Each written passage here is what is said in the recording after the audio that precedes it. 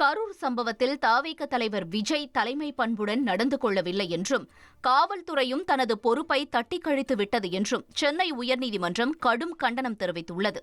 இது தொடர்பான வழக்கு விசாரணைக்கு வந்தபோது தமிழக அரசின் சார்பில் எடுக்கப்பட்ட நடவடிக்கைகள் குறித்து அரசு தரப்பு தெரிவித்தது.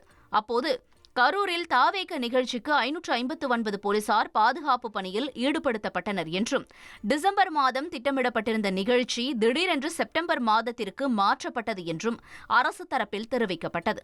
அதைத் தொடர்ந்து பேசிய நீதிபதி செந்தில்குமார், கரூரில் நிகழ்ந்துள்ளது மனிதர்களால் உருவாக்கப்பட்ட பேரழிவு என்றும் இதை நீதிமன்றம் கண்மூடி வேடிக்கை பார்த்துக் கொண்டிருக்க முடியாது என்றும் தெரிவித்தார். கரூரில் பெண்கள், குழந்தைகள் உயிரிழந்தபோது கட்சித் தொண்டர்களையும் ரசிகர்களையும் கைவிட்டுவிட்டு பொறுப்பற்ற முறையில் சென்ற தவிக தலைவர் விஜய் உள்ளிட்ட நிர்வாகிகளுக்கு தலைமை பண்பு இல்லை என்றும் அவர்கள் சம்பவத்திற்கு பொறுப்பேற்கவும் இல்லை எனவும் நீதிபதி கண்டனம் தெரிவித்தார். குழந்தைகளுக்கு இருமல் மருந்து பரிந்துரைப்பது குறித்து அனைத்து மாநிலங்கள் மற்றும் யூனியன் பிரதேசங்களுக்கு சுகாதார சேவைக்கான மருத்துவ இயக்குநரகம் கடிதம் எழுதியுள்ளது.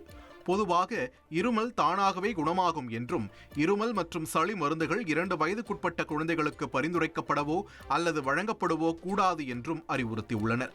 இருமல் மருந்துகள் பொதுவாக 5 வயது மற்றும் அதற்குட்பட்ட வயதினருக்கு பரிந்துரைக்கப்படுவதில்லை என்றும் அக்கடிதத்தில் குறிப்பிடப்பட்டுள்ளது. குறுகிய பயனுள்ள காலம் மற்றும் பல மருந்து சேர்க்கைகளை தவிர்க்க வேண்டும் என்றும் மருத்துவர்களின் பரிந்துரைகளை பின்பற்றுவது குறித்து பொதுமக்களுக்கு அறிவுறுத்த வேண்டும் என்றும் தெரிவிக்கப்பட்டுள்ளது.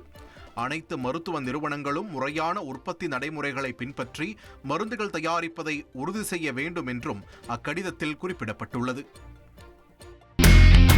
இனி செல்லும் இடமெல்லாம் செய்தி. தந்தி டிவியின் வாட்ஸ்அப் சேனலை ஃபாலோ பண்ணினா செல்ல இருக்கும் இடமெல்லாம் செய்தி.